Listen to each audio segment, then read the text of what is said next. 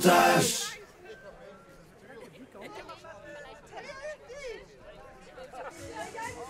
Ja, vandaag houden we de Ruit voor Tragel. Een initiatief als onderdeel van het maatschappelijk activatieprogramma voor het WK veldrijden. En dat is eigenlijk een fietstocht voor de cliënten van Tragel. En we gaan een fietstocht doen van 3 afstanden vandaag.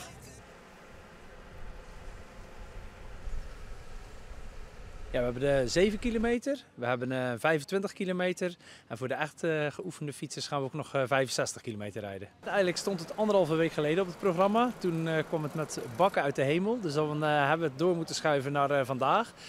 Nog steeds hebben we veel aanmeldingen, dus we gaan zeker meer dan 50 mensen aan de start hebben.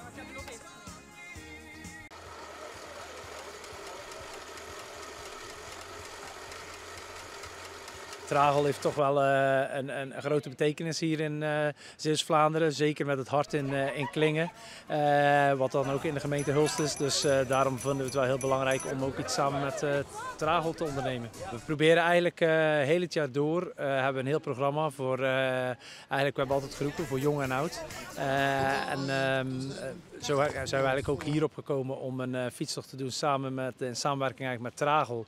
Om toch ook een stukje aandacht te vestigen richting het WK veldrijden.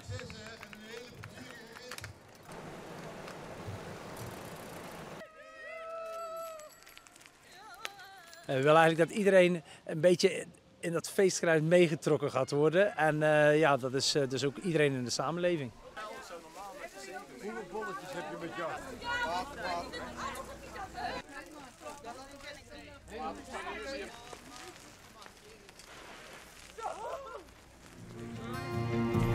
De koers komt thuis.